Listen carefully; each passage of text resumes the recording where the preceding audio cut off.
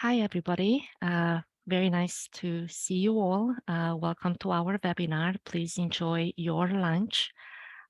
This will be an informal conversation with Dr. Gerald on his new book, Antisocial Language Teaching. My name is Andrea Lipka. I am one of the co-chairs for the Intercultural Communication intersection. And before I introduce the speaker, I would like to briefly mention our intersection. We facilitate practice-focused webinars, coffee hours, panels, lighting talks. Feel free to check out our newsletter, follow us on social media to learn about what we are doing as a group. I am happy to see that many of our team members are joining for the webinar. And I want to introduce Barbara, our other co-chair, and she will help me host the webinar. This is how you can become a member of our intersection. Please check us out on my TESOL. We have over 1,000 members following us, but we also have a Facebook, Twitter, and LinkedIn channel. And let me briefly mention our upcoming interesting events. These are free for the general audience. We will have a Story Stitch coffee hour with Dr. Chastain. She used to be a member of our organization, and she always comes back to present on Story Stitch. And we have another coffee hour with Ramin Yasanapa. He is going to talk about music and the intersectional identities. We are still working on creating a link for these webinars, but we will post the flyers on our social media. I know that today's topic could be a little bit controversial, even though I am not sure why, but I want to make sure that you are aware of the statement from TESOL, and we invite you all to share your thoughts on the relevance of this topic in a respectful manner, because we can all learn from each other. Why this topic? I think you might have seen the interactions on TESOL, on the TESOL website, that this topic has led to very interesting discussions, and it made me aware that I think race, discussion about race and English language teaching is very important even now. Teaching English as a second language is not a neutral endeavor. So I think that as educators, professionals, we need to continue the conversations, and hopefully our conversations will lead to action. And without further ado, I would like to introduce our speaker,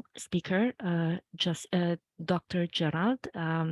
He is an adult educator and theorist. He has a doctorate in education in instructional leadership from SUNY Hunter College. And through his writing, teaching, podcast, and his public scholarship, he seeks justice for the racially, linguistically, and neurologically minoritized. Today, he will talk about his book, his new book that was published in September in this year. This book examines issues with the ideologies and institutions behind the discipline of teaching English, and diagnoses the industry as in dire need of treatment, with the solution of being a full decentering of whiteness. Without further ado, I invite the speaker, Dr. Gerald, to discuss his book and his experience. Oh, okay. I didn't know if you were going to say anything else. All right, folks. Hi. Nope. Q&A's later. I am going to share my screen in a second, so you can take that Please. off if you want to. Before I get into all of that, welcome everyone. I know some people are still filtering in. This is obviously being recorded, so if they missed the beginning, that's fine. But yeah, they said what they said about my background. I taught English in South Korea for 2 years, like I'm sure some of you taught overseas, and some of you are overseas. I came back, got my master's, and then I taught at a nonprofit, did sort of community language education for several years, and then frankly, I sort of drifted a little bit into more adult education, professional development outside of language itself, but I kept one foot in because I knew all these people in the language space and I really cared about the language space. And also I think that language education really has an impact on other forms of education, you know? And then when I started writing for publication a few years ago, some people weren't super happy with some of the conversations I was having, and I decided to continue to push on that.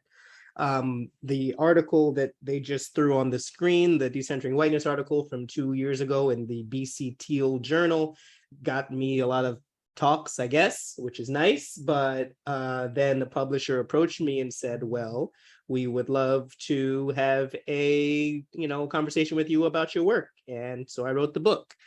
I'm not a patient person. As you'll see, I talk very fast. I try to be very clear, but also everything I'm saying is in my book. So it's not like if you miss a word I'm saying, you just get the book. And there's a lot that I'm going to try and say today in like 20 minutes or so, and then we can just sort of talk. They sort of suggested that I share with everybody like some solutions, how to decenter whiteness. I'll hint towards that, but that's more of like, if it's in the book, I want you to read the book. So, that's sort of what I'm going to do today. I'm going to lay out the premise of the book, the general overarching argument, how all these things are brought together, a bunch of concepts, some of which you'll be familiar with, some of which may be new to you. If you've seen any of my talks before, a small portion of it, especially the terms I'm using, are probably going to be familiar because I'm not making up anything new in terms of terms, but trying to bring ideas together. And yeah, I hope that you all, I'm not gonna be able to see your chats all that much right now because I'm gonna go focus on this presentation and then I will read them afterwards. I'm gonna first ask you a couple of questions to discuss in sort of the chat. And then you all can ask me plenty of questions. Okay. But I'm gonna just try to run through this whole thing. So let me share my screen.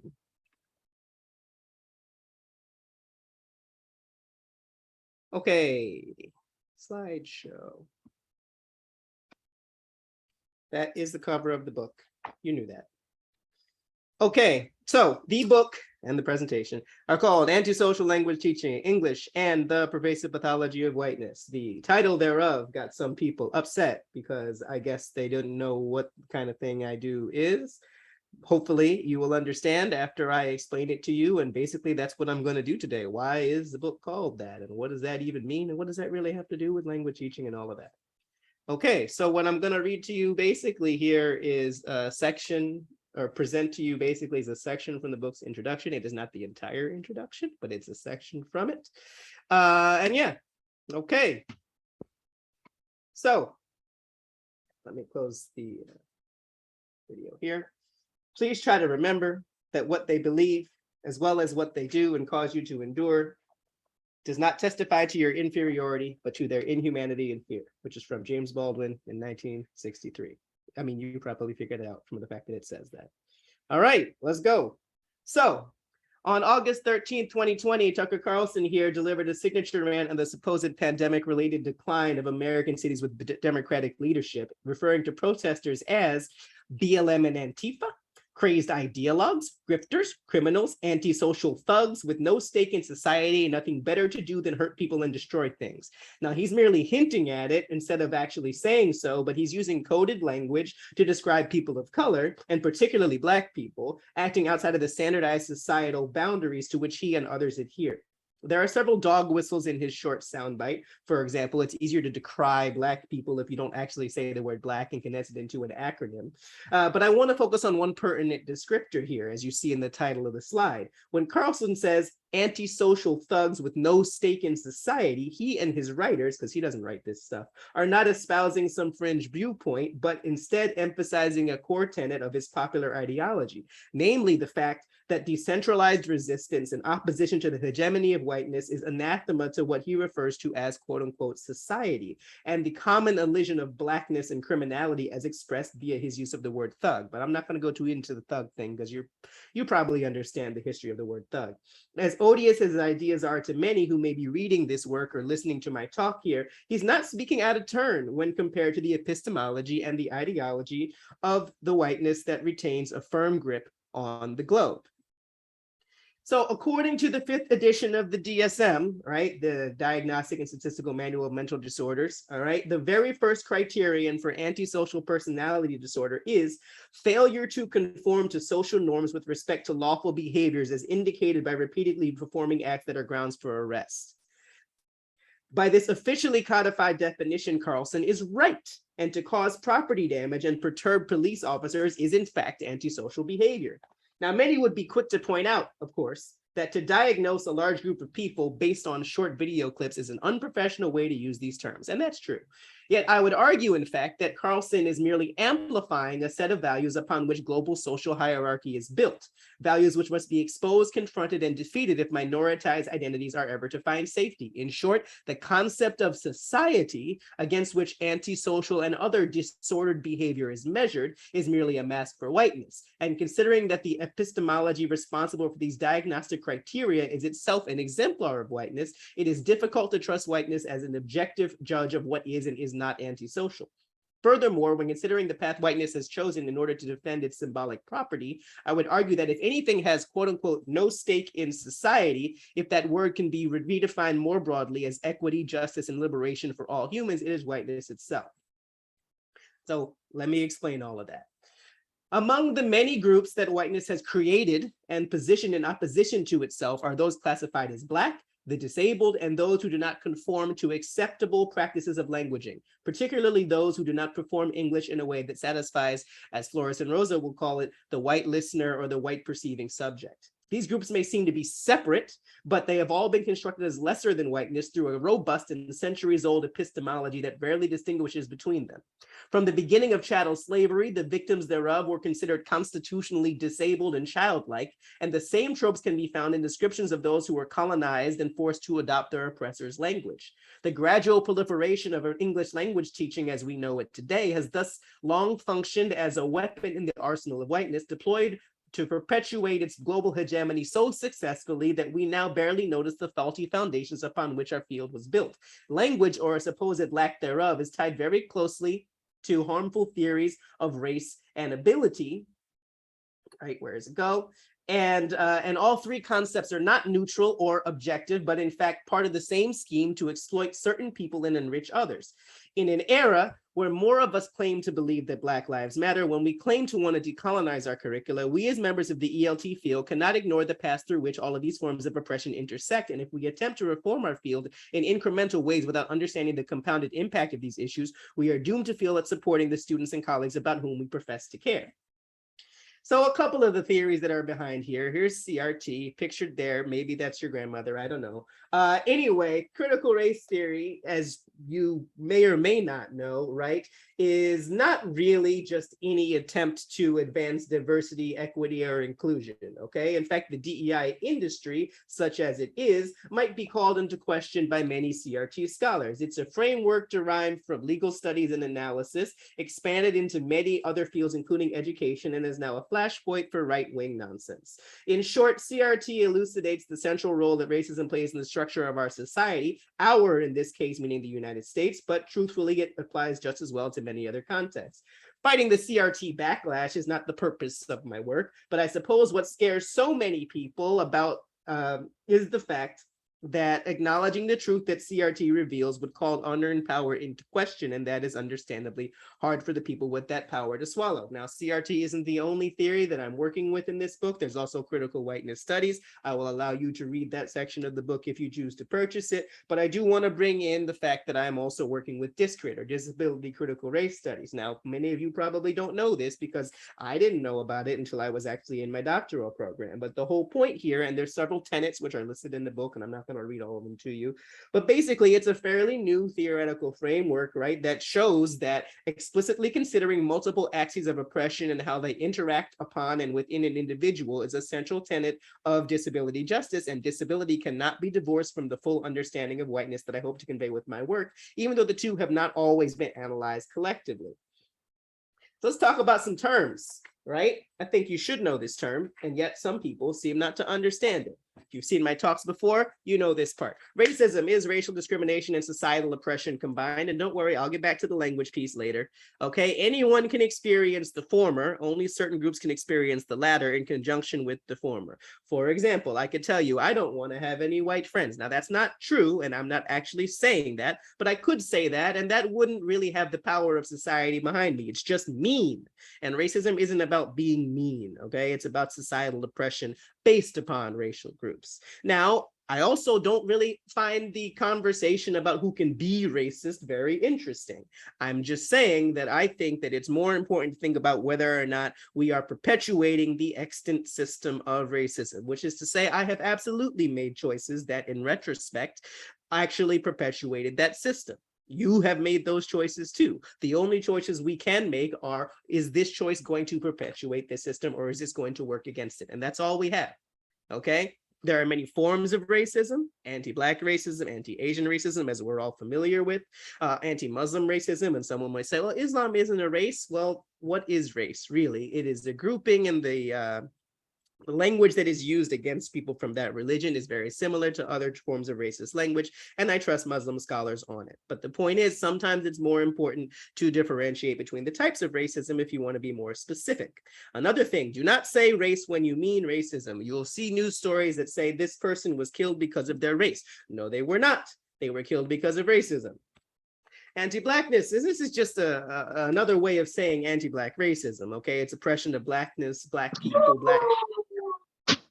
Someone needs to mute over there, please. Black people, Black languages, Black bodies, etc. Right? Whenever you hear the news story about someone was forced to cut their hair, that sort of thing, that's what this is, okay? I bring it up though, because first of all, if you're seeing this whole conversation going on with the LA City Council, right? A lot of those people are people of color, but they're still being anti-Black. Well, that's why it's important to remember that within racism, anti-Blackness is a subset of it and often one of the most reliable parts of it. It's also one of the most historically reliable paths for liminal groups to try to access whiteness, right? In the 19th century in the United States, Irish and Italian immigrants often became police in the Northeast, okay? And then other European immigrant homeowners helped to exclude Black families from suburbs. Was it their idea? Was it necessarily their fault?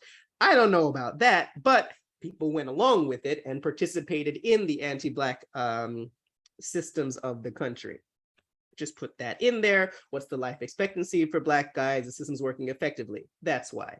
White supremacy, I don't need to explain this one to you, right? It's the idea that whiteness is superior to other racial groups, and it is unfortunately the state of the world. But I want to differentiate it from white nationalism, not so much to talk about what's important and what's not important, but to understand that sometimes we're not actually using hard enough language. When you talk about a Stephen Miller or a Steve Bannon or someone like that, white supremacist is not strong enough for what they're doing, right? Talking about building a wall, kicking people out of the country, all of that stuff, that's trying to build a white ethno-state, a country for white people. Do not let the news get away with calling people like that white supremacists, because that's not strong enough.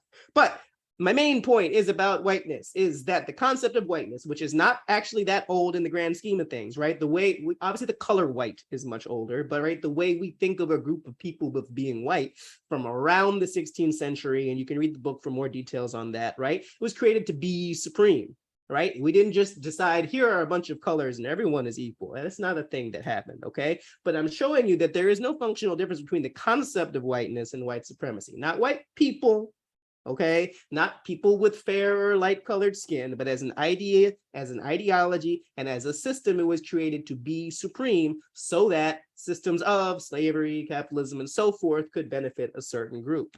So let's continue to talk about systems. Let's talk about settler colonialism and aspects of colonialism in general. So one of the primary drivers behind the global dominance of whiteness has been colonialism, in particular the settler colonialism that was visited or has been visited upon the indigenous and the enslaved peoples of what we now call the United States. As Dunbar Ortiz has said, this system represented the founding of a state based on the ideology of white supremacy, the widespread practice of African slavery, and a policy of genocide and land theft. The abject violence of the Europeans responsible for this behavior is often diluted by their classification as mere settlers or founders, as well as by the myth perpetuated through centuries of education that the land was either unused or, if the indigenous warrant a mention at all, owed to those who stole it from them. Indeed, one of the most powerful tricks pulled by the system of whiteness and its supporters has been its ability to turn the reality of settler colonialism into a series of heroic folktales. But colonialism is, of course, not at all an American invention, and one of the ways in which my work is hoping to expand this argument beyond the borders of the nation state where I happen to reside is the fact that I'm pointing towards the common features of European colonialism in its avaricious adventures around the planet. So the people who stole this country that I happen to live in may have added new wrinkles to the program, and they made certain things worse, but they learned their behavior from their own ancestors and their ceaseless need for expansion and exploitation. As cruel as colonialism has always been and still is in the way that it continues to exist, in a way that very exploitation was not the result of some haphazard sadism for its own sake, but indeed was part of a system that requires an underclass from which labor can be extracted for profit. And if you hear what I'm saying, you know what I'm about to say, right? So I'm not going to go too deep into capitalism here. You all know what it is, but understand that none of this would exist without capitalism. But also, I certainly get in conversations with people who are anti-capitalists who don't have a strong enough understanding of the way that racism is a part of this. As the book says, and as Cedric Robinson will tell you, it's not that Marx and Engels and those folks were wrong, but that they're, and I'm quoting Robinson directly here, revolution was insufficient in scope. We can't have capitalism without racism, as you see in the poster there. Okay, I'm not just bringing it up for no reason, okay, but I'm trying to tie these ideas to another set of ideas that you probably are more familiar with, right? Which is to say language ideology. So indeed, capitalism, settler colonialism, and whiteness are deeply interwoven systems, accounting not just for the people, places, and products that can be turned into profit, but also the justification for precisely who those exploited people should and shouldn't be. And one of the ways that we help organize who should be protected and who should be exploited is actually through our language ideologies. Now, you know about these. Yes, they descend from broadly shared societal values about languages and languagers, and they shape communication and standardization in a given context. These ideologies govern language policy and planning for the ostensibly unbiased goals of pragmatism and economic development. In the United States, for example, there is still technically no official language, though there has long been an effort to tie American identity to English. A principal means of achieving Americanization has always been through massive education programs that sought to teach American values, ways of thinking, ways of living, and especially the national language of English. Additionally, language ideologies create the parameters of supposed standard language, which is then viewed more highly than other languages and against which people are compared. Persons speaking other stigmatized or quote unquote non-standard varieties tend to be viewed as having deficiencies in intelligence, morality, and or character, and are often less successful in achieving upward social mobility, which generally requires proficiency in the standard quote unquote national language. We can begin to see here how, when placed alongside the hierarchies imposed by whiteness through settler colonialism, capitalism, and anti-Blackness, language ideologies are a powerful tool in the arsenal of stigmatization necessary to create and maintain an underclass that is categorized as not belonging to the national identity of the United States, United Kingdom, Australia, Canada, South Africa, you get it, other countries where English has flourished. So a couple of things. You might have seen this a couple of times in what I'm saying with the slash. Why is there a slash in it? Some people say, oh, you're diminishing the importance of disability. I'm using that basically as a direct acknowledgement of the harm wrought by both whiteness and ability supremacy, to show that disability is not something that is just sort of inherent. The impairments to people's bodies, to people's thinking, to people's emotions, whatever you want to say, are inherent. Obviously, there have always been people who couldn't see, walk, who have what we would now understand as neurodivergence, etc. And I am a person who's neurodivergent myself.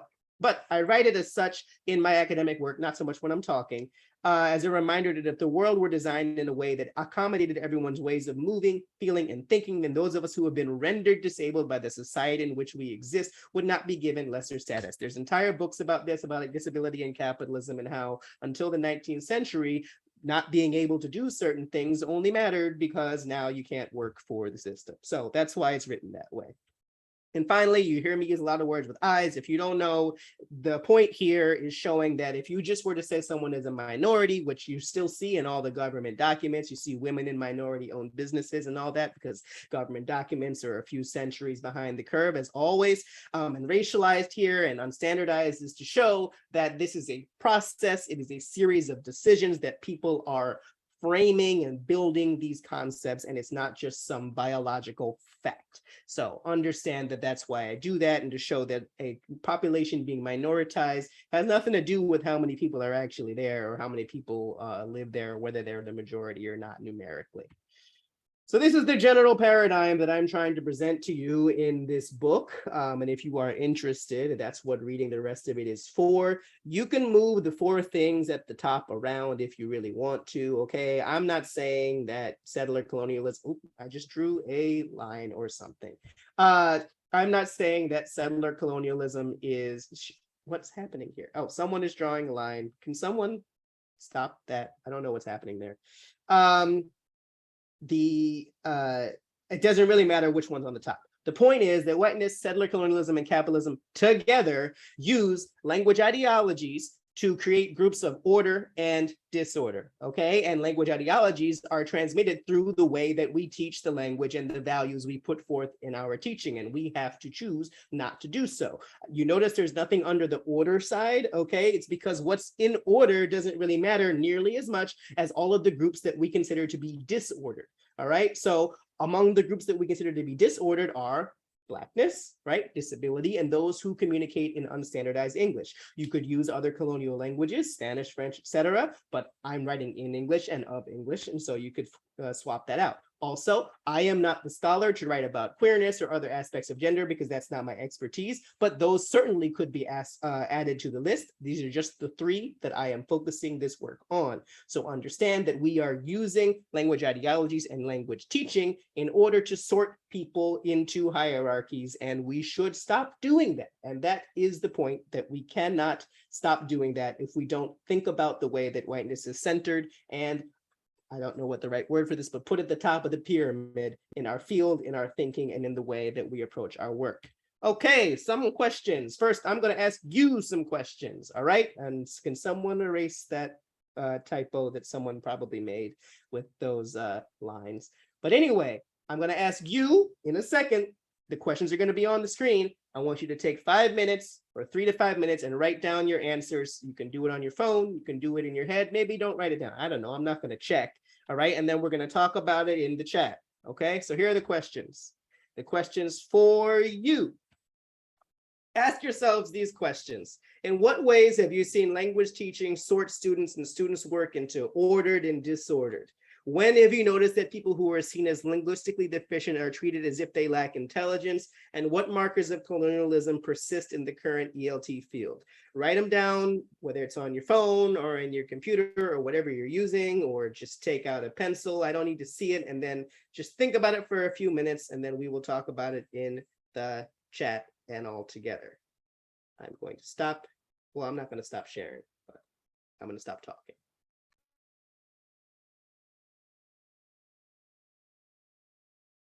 Dr. Gerald, I think if you want to remove the drawing, you have to do it with a pencil because I can't remove it on my It's end. gone. It's gone. Okay, awesome.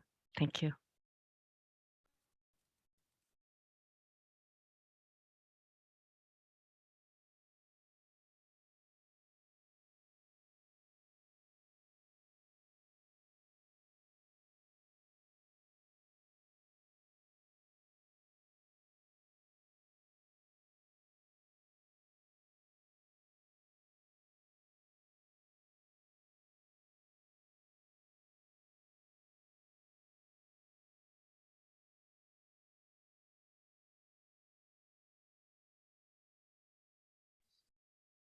I assume you're all thinking. I'm going to give you another minute or two, and then if you have thoughts, you can start putting them in the chat.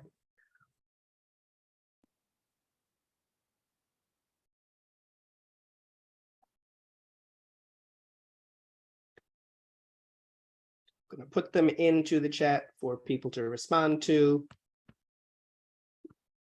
Nope, that's not what I wanted to do. There. Just putting them in there. And all right, so I'm going to scroll up.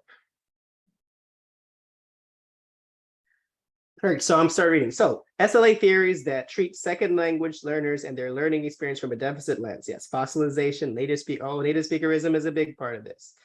April Baker Bell's book is absolutely important. And of course, she was targeted by Fox News. I wonder if it's a double-edged sword, because if I ever get targeted, they'll be mad, but more people will buy my book.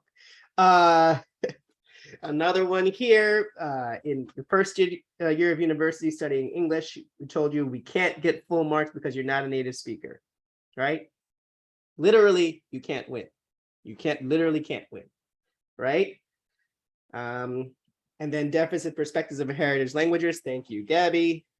And yeah, so, continue to accent reduction. Oh, there is an entire chapter of my book about the harm of accent reduction.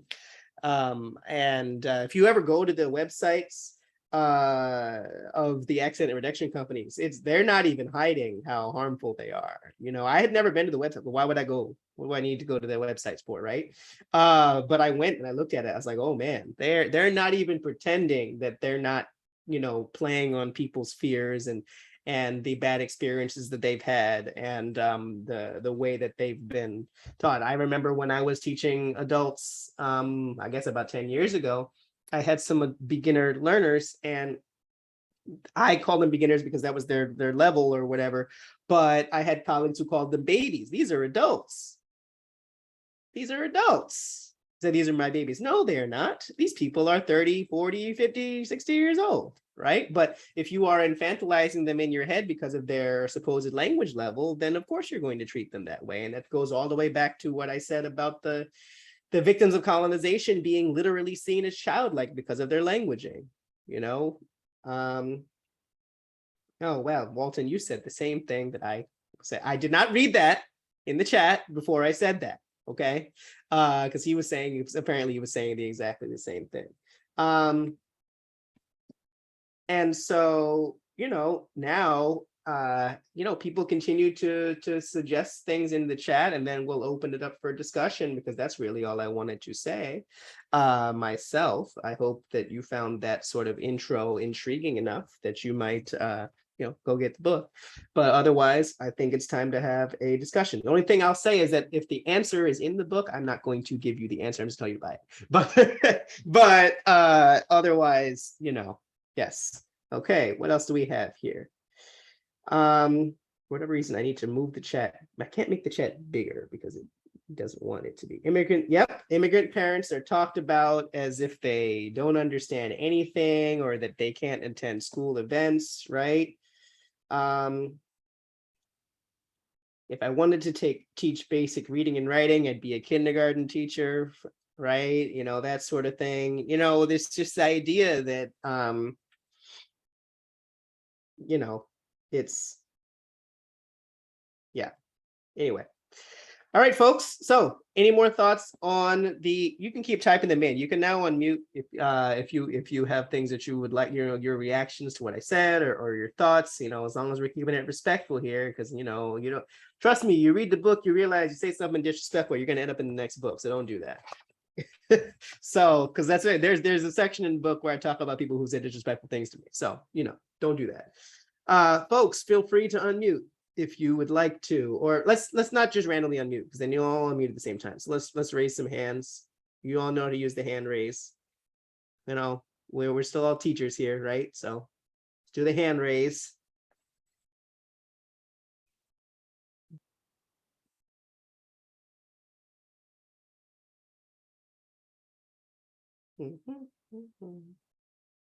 No one is going to raise their hand. Yeah, you can also type in the chat, but no one's going to raise their hand. on, people.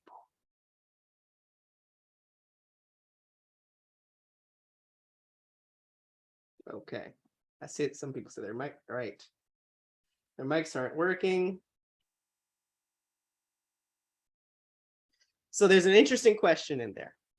Someone asked, what about locations or contexts where whiteness is not the majority culture? And in that case, that's why the concept of majoritization versus majority as a simple numerical thing is important, right? Because I was in South Korea. It's not a lot of white people there, right?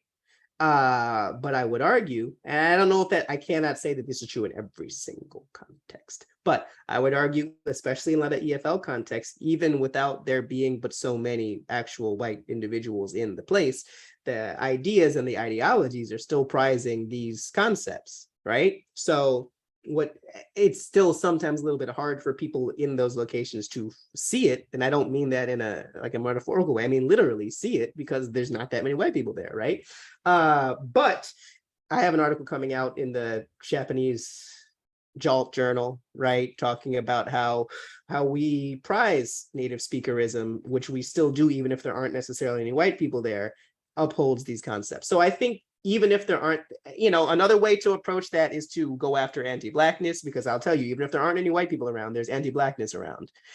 So if you can look at the materials that you have and the ideas that people have about Blackness and that sort of thing, working against anti-Blackness is just as powerful as working against the concepts that are embedded in whiteness. So if you can target that in your context, it will be just as beneficial, because, yeah. Okay. There's a lot of people putting resources in the chat. Please, soak those up. I still see no one has raised their hands. Going to keep, there's a hand. Cynthia, thank you.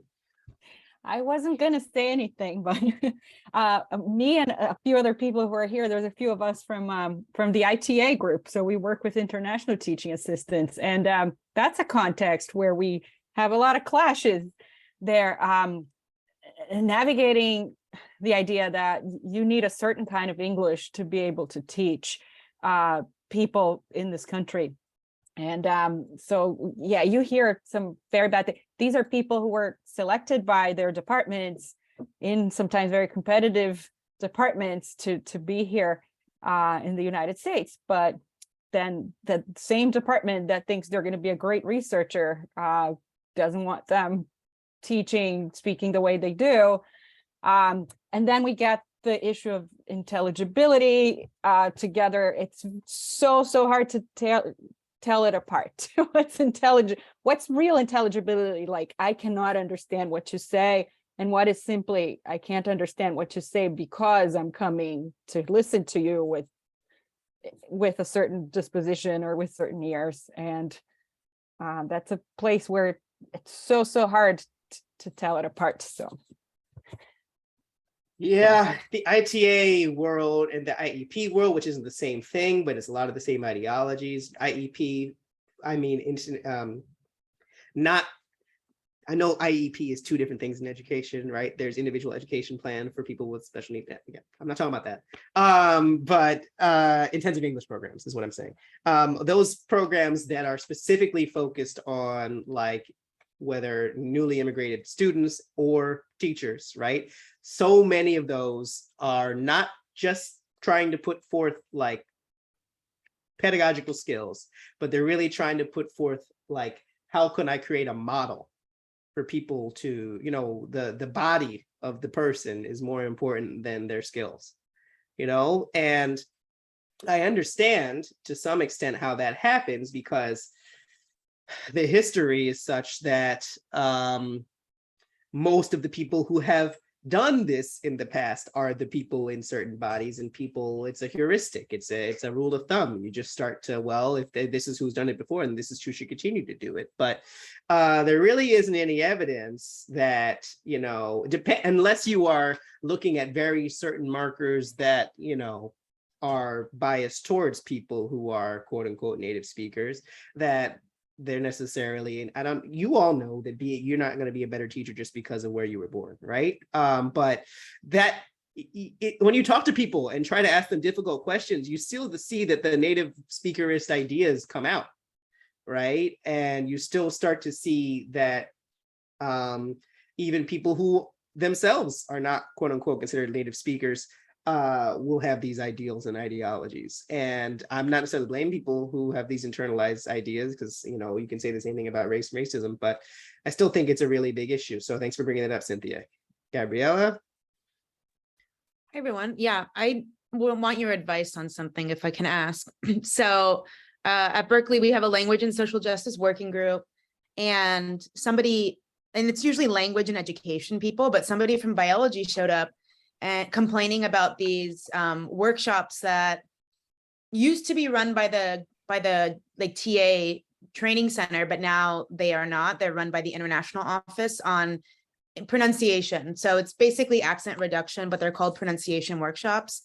And so we decided, okay, we should start doing something about this, and we should kind of write a manifesto and suggestions to this office to not do these trainings, because how useful are they? You know, what are the goals, or what does a person with an accent from Mexico have in common with a person with an accent from Japan? So like, what is the use of these workshops anyway, right? Other to send a message. So we're looking for alternatives, as, you know, more like training for undergraduates who are rating their teachers with low evaluations because of their accents, which is really where this is coming from. So, but our issue is that we're getting told that there's a demand for these workshops from the students themselves or from the international scholars. And I'm just wondering how to combat that, because of course, like, it takes time to break down these barriers. But when people are asking, you know, when people are demanding, like, hey, we need this because our evaluations depend on it. How do we react in that moment? I mean, yeah, that's the thing, because this happens a lot. You see this in, you know, when you tell a school, when a school will say, well, we're hiring a native speaker because the students want it. Well, we're hiring a native speaker because the parents want it, depending on the age of the students, blah, blah, blah, blah, right? And basically saying this is what the customer wants, right? And why could we go against that just because of some ideal that people are putting forth as it being the right thing to do or whatever? And it's a tricky thing to do, right? Because any of the stuff that I'm trying to propose here is not going to happen overnight. You could change your mind overnight, but you can't, you know, these policies, we all know how hard it is to change policies. It doesn't mean don't try. I think in that moment, I mean, the question will be how tied people are to their belief systems, right? Because I think there really isn't much evidence that people with certain accents are going to actually do a better job of training people, right? So, you know, if you can show them that they're not going to suffer, because I think ultimately they're afraid, right? I don't think that they disagree with us on the ideals. I think that they're afraid that if any chance that they will not be seen as equally valuable, whether that's evaluations or it's passing a test, depending on which group you're talking about, any way you can work with and help diminish that fear, right, I think is going to be the way to approach it, because they're not going to come to you acting like they're afraid, but I think at heart it is a fear of, and we heard this so much in the last 2.5 years, of falling behind, right? They don't want to fall behind, they don't want to fall short, right? And I get that fear. Nobody wants to fall short in a competitive situation. So I think if there's a way to work at, I mean, this is not a very concrete like 1, 2, 3 answer, but I think if there's a way to acknowledge that fear and contextualize that fear and then work on like the specific aspects of it that they're afraid of, then I think that that's probably the best way to do it, as opposed to, because some people will like, they'll agree with me and then they'll say, I don't really care, I'm just going to change it. Well, then you haven't dealt with their fear, and then they're not going to listen to you, and then they're going to reject what you're doing, no matter, even if what you're doing is the right thing to do, they're going to reject it.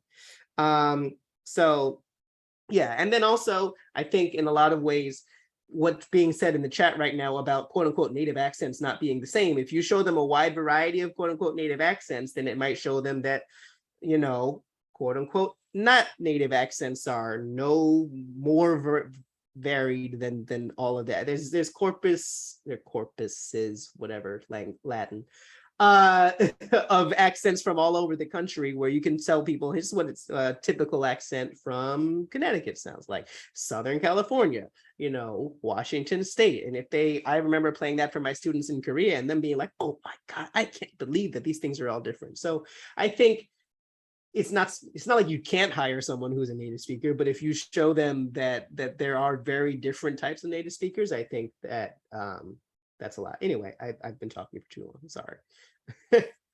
Other questions? I know there's a lot happening in the chat that I can't even keep up with.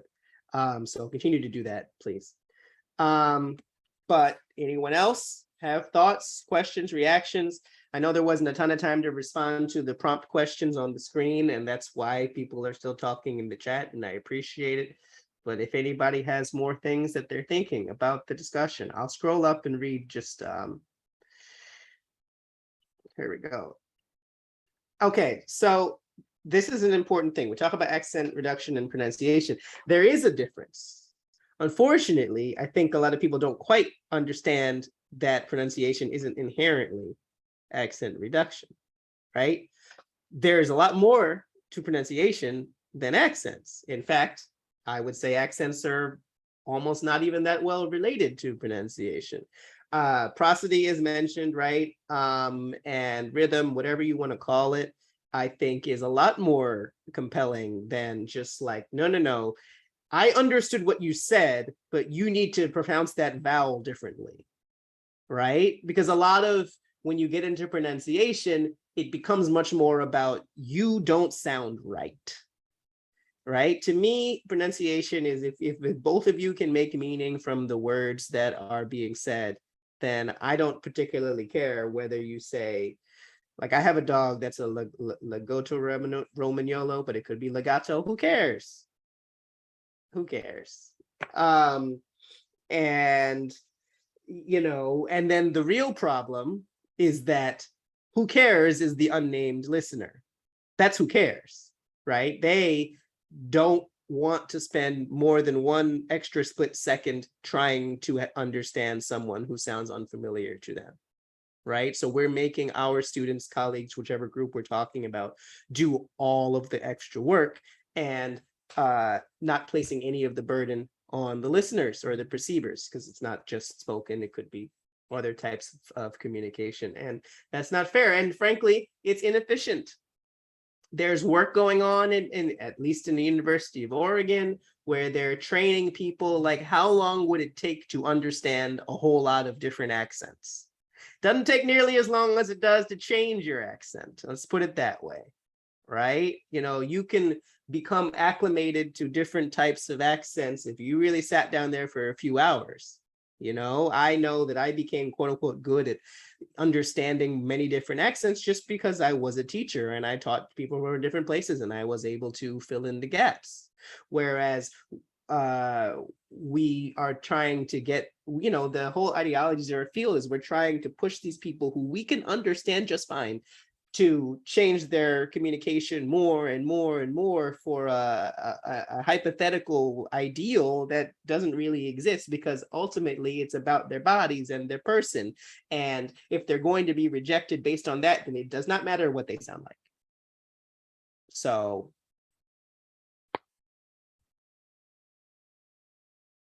I'm going to look for another. Okay, there we go, Amy. So my question, concern is about the intersection of teaching English, especially at the community college level, and the push for workforce readiness, right? The career stuff. And when they're talking about career, they are talking about healthcare, human services, and manufacturing. And I know from my work for community-based organizations that there are going to be people there with bachelor's degrees from their home country who are not looking for work in those three fields. So very much the no capitalism without racism sign that you talked about, I think points very much to what I see as that problem within the field. Yeah, the job that I had a couple of jobs ago when I was the manager of a community language program at a nonprofit, you know, it was a mix of these two groups, actually. I would say that it was half usually mothers from Mexico and Dominican Republic, because there was also a Head Start program, and it was like the mothers of the kids, right? And they were often actually looking for what these programs are putting forth, right? You sort of, I don't know what's a respectful way to, but just a job, right? And so they really just needed, like, I need to be able to communicate, and that's it, right? And then you had people who were trailing spouses, where their husbands, and it was pretty much always husbands, but yeah, I suppose there were a few men, who had degrees, but the visa was such that they couldn't work because their husband was on whatever visa, blah, blah, blah. So they had a bunch of degrees and they just needed to be doing something. These people would come in with really unfortunate, internalized views of their own languaging and saying, oh, I'm bad at English. And I always say to them, like, if you can tell me you're bad at English, you're not bad at English. And so, yeah, it's an issue that when people design workforce, quote unquote, workforce English programs, they don't mean just the workplace in general, which is itself, what does it even mean, workplace English? But also, they don't mean we're training you to be the CEO of a company. We're training you to be, the lowest on the hierarchy. And you put a lot of work into giving them the language that we think that they'll need, but ultimately, it's just the only thing that they're going to get is to be, quote unquote, strong enough that their bosses will be able to give them the orders that they need. So I really think that the sort of workforce English thing, the business English thing, a lot of that stuff really needs to change, because it right now is, because when we say workforce and business English, we don't think the same way, right? I know, when we say business English, we mean I'm going to have a meeting with somebody. And when we say workforce English, we mean I'm going to be somebody's going to be my boss. And I don't think that hierarchy needs to exist. But it does. Right, I guess that's Rachel. Rachel? Yep. Hey, how are you? So I'm going to shift directions just a little bit. I'm a TESOL teacher educator, and whenever I'm, introducing all kinds of topics in my classes, I'll ask my students, like, how would you develop a pre, while, and post-reading activity for this text? Or how can we integrate social justice in our curriculum? And so I'm wondering if I can put you on the hot seat a little bit and ask you if there is one, like, super effective or productive approach that you would use in a class of pre-service teachers who are mostly white to get them engaged around this topic. Just sort of unpacking all the ideas. Some of this may be new to them. It might be challenging. People might say the wrong thing. So I'm just curious what you would do. I think people can't really be wrong telling their own story, right? So what I've done in my own classes for teachers in general, but many of them have been language teachers, is to ask them to take a step back. Don't even read anything right now. I mean, before you give them a reading, right? And think about the way that they have entered the field. What brought them to it, right? And think about what their understanding of their own categorizations has been. And have them be really reflective about that with no judgment or anything, just like from point A to point B, and point B being now, how have they gotten to this point in understanding themselves and their identity, particularly with respect to race, but not just that, because there's other aspects to it. And then if you give them some, initial material, and I think that the the material is less important here than what they're doing with it.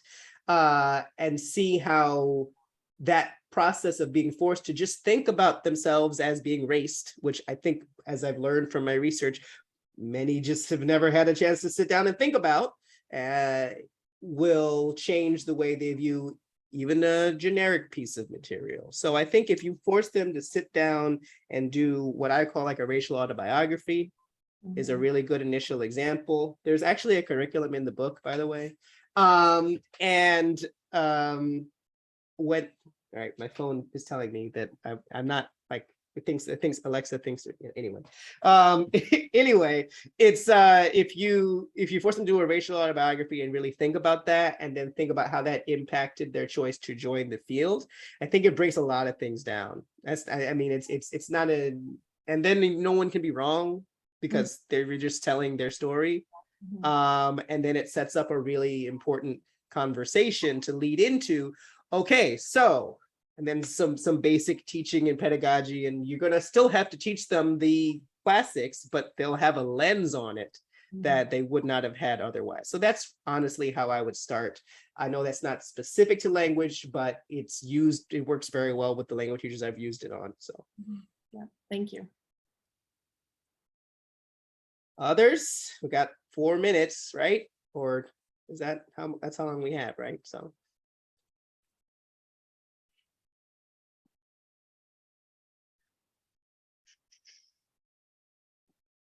No one's gonna raise their hand.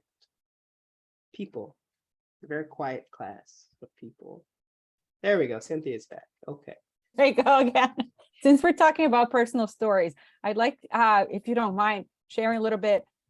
The way you talk, the way you write is not the way somebody would associate with somebody that would say, oh, I've been mislabeled or whatever because of speaking in unstandardized ways. So can you tell me more about that? And have you changed the way you speak or write? What do you think of authors that like to write in unstandardized ways in academic environments? Yeah, If you don't mind. I think that's really important, because part of the reason that I didn't go straight into my doctorate. You know, a lot of people go undergrad, doctorate, right? Or undergrad, master's, doctorate. And a big part of my hesitation, and since we're running out of time, I guess I'll just sort of close on this. And my contact information is in the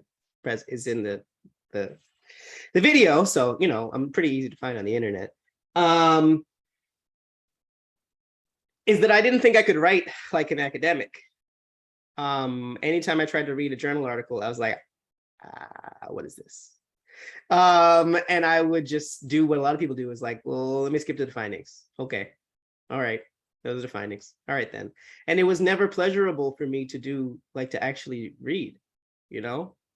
So finally, I was just so restless and bored, and my wife was like, Justin, we'll go back to school. So I did, and in my program, the director told me at the beginning, you know, make sure you keep your voice in your writing. And I said, if you say so. So I said, I'm going to write this way, and if people connect with it, I'm going to keep writing this way. And you know, I did, and I think that unfortunately there's way too much of academic writing is about the form more than the people involved. I think that there's things like, there's regulations about the font size, and you know, when you put a table together, it has to be like this many bars and this many indent, and like what, who literally, who, I understand that there's styles, right? Like this journal will say, you know, spell it with a Canadian English or something like that. That's not the same thing. That's not an issue, right? That's fine. Styles, and everybody has a style, right? And, or, you know, in this place we capitalize this word but not this word. Those sort of things make sense, right? But this idea that your work is not legitimate, and a lot of this hierarchization is not just a hierarchy, but there's a level above which you're legitimate and a level below which you are illegitimate, right? Who gets to determine what's legitimate, what's ordered, and what's disordered, right? And I could put these ideas together, but if I hadn't found the right editors, the right professors, or whatever who was receptive to my goals, then you wouldn't be hearing what I was saying, because let's be clear, that article, the Decentering Whiteness article 2 years ago, was just rejected because of its style from one journal, and then BC Teal was happy to do something different, and then the publisher found me because of it. So I would say that if you have ideas, that doesn't mean that people can't improve their writing. I don't know what that means. It's kind of a vague thing to say, but yeah, I've certainly gotten better at writing too. So there's that. But I would say that a big part of an academic writing, and I know we're talking about English language teaching as the language, but I do think just the teaching of writing in general is not separate from this, right? These ideologies show up in the way we think of writing in general and the way we think of communication in general, and language is not just English language like that. And we need to be very careful if we say, I believe in decentering whiteness in English language teaching, and then you go and you're really, really strict about grammar and just English in general, and then you haven't really learned a lesson, now have you? So I thank all of you for your time today. Like I said, they put my email in the chat. I'm really not that hard to find. I do hope that you go get the book if you haven't yet. There's a lot more to it than that. I know Cynthia has one. And yeah, thank you for paying attention to me today. Thank you so much, Dr. Gerald. We appreciate your presence and expertise. Thank you all for attending this webinar. We will send you the recording to those who registered, and hope to see you at our upcoming events. Bye. Bye. Take care. Thanks for coming. Thanks for putting it together. Thank you. Thank you.